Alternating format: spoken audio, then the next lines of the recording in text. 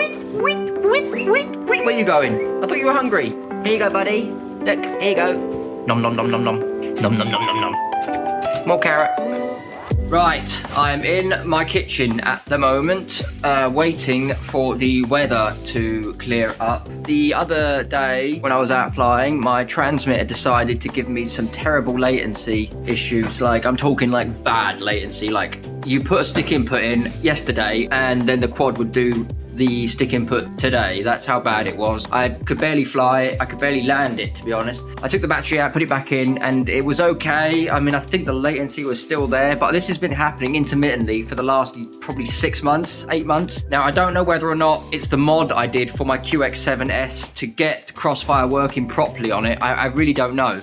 Now, fortunately enough, I have a friend whose name is Dave and has the same transmitter as I do. I've got this one, he's got that one. They're both identical. We've both done the mod to get the Crossfire fully working. He's got the Crossfire Lite version, so it's the big bugger that has got the screen on it and everything, which will go up to 2 watts of power. So I have put this on my transmitter for now. I'm going to go out and try flying his Crossfire on my transmitter first. I have bound them both to my drones. They have working and arming and stuff like that. If the latency's still there, I am then going to try using his transmitter with the Crossfire module to see if that solves the issue. I need to figure out if it's the actual module itself or if it's my transmitter. And we'll see what happens, but obviously I'm waiting for the weather to clear up a bit, so I will be out in the field soon. Right, we're back out in the field. Did have to wait another day to come out because it just started pissing it down with rain. So, but it looks a nice day today. A little bit windy, but it's all right. I'm going to test this now and see what happens. I'm going to test the Falco X one first because that's the one that's been having the most problems with this delay issue. I'm going to try it with my friend's Crossfire Lite first and my own transmitter to see if the issue's still there. If it is, then I'll put the Crossfire Lite back in his transmitter and try it with his. Fingers crossed. Right, here we go.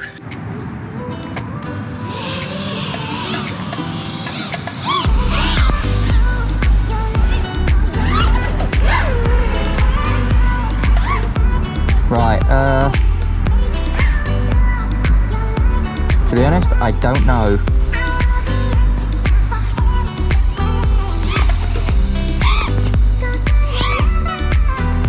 It's a pain in the arse that this problem is so intermittent, because I can't tell. I don't think it is. I think it's all right now. Yeah, I am getting the controller center stick pretty well at the moment, so I don't think it's... No, it's not there anymore. But then again, that could be just my transmitter cooperating at the moment, because it does cooperate most of the time, just sometimes it doesn't.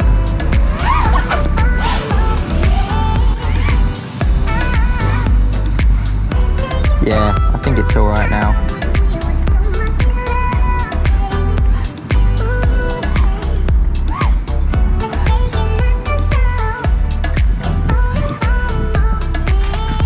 Damn. Bloody loose prop again. Yeah, I got out of the tree there and I got a loose prop. Yeah, this is definitely feeling a lot better.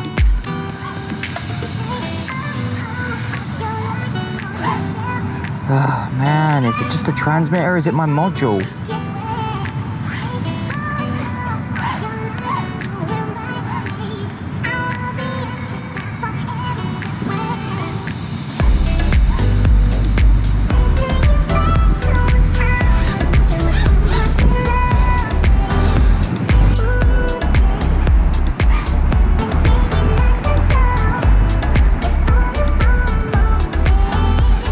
Whoa, the wind had to push.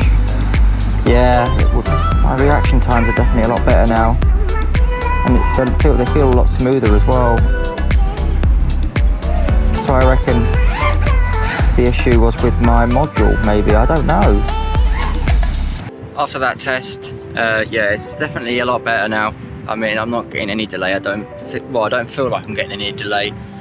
It's very hard to explain and actually show you what I'm talking about, but obviously you can notice it a lot more when you're trying to go through gaps and stuff like that, and you've got to make split-second decisions on the amount of throttle you need, the amount of like turning you need and stuff. Like there was an instance when I was flying through one of those gaps in that video where I was going to go a knife edge to the right, but I ended up knife edging to the left, and I did that in a split-second decision. Now with the delay I was having before, I would never have been able to do that. The millisecond delay differences in this stuff it does mean a lot sometimes, especially when you're doing little maneuvers like that and stuff. Oh, I've tried the Betaflight one as well, and that one's working fine as well. I mean, there's no delay in that at all either, so it's all good. I've done that testing at my usual spot that I fly at, and it seems like everything's okay at the moment. I'm going to be flying on my own module now and see if the issue happens again, because if it does, I'm going to black box log it. So I am currently here at the moment, learner drivers in, trying to learn. Hopefully they don't get in my way, but I'm still flying here. It's probably going to get the shock of their life in a minute.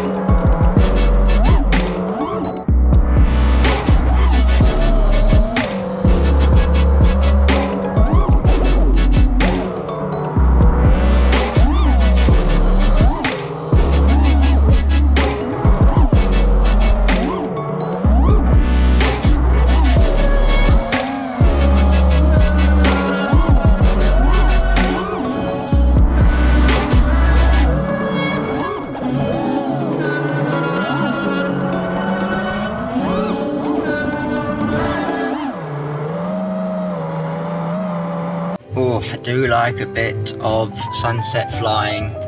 That issue is not showing up at the moment. I think it probably will eventually, when I'm least expecting it. I just don't trust my transmitter at the moment. It's pissing me off because I've got stuff I want to fly around, but obviously I don't want to risk having that issue while I'm doing it, because some of these places I want to fly are quite dodgy, and the fact you want to have a connection the entire time and not a lag issue. Because I reckon it's because of the fact that I have left my transmitter on before when I've been out of the field, thinking I'd turned it off, unscrewed the antenna and then put it in my bag and come home and realised after I'd got home, so it'd been on for about an hour or so, hour, 2 hours. So I reckon leaving it on for 1 to 2 hours without the antenna on it a few times, I've done it a few times now, I'm guilty of it. I don't do it anymore. I make sure I double check that my transmitter is off now every time I leave the field. I reckon having that antenna unplugged for that amount of time, that many times over, I reckon it has damaged that module in some way. People are saying that it can't because it's got overheat protection in it and stuff like that, but I'm not convinced. I just feel like that is really the only thing I can think of that is causing this, because it's happening on multiple firmwares, on both drones, on multiple different versions of the Crossfire firmware, multiple different versions of the OpenTX firmware. It's not specifically connected to a specific firmware I'm using, so I don't know. Until then, guys, I will see you later.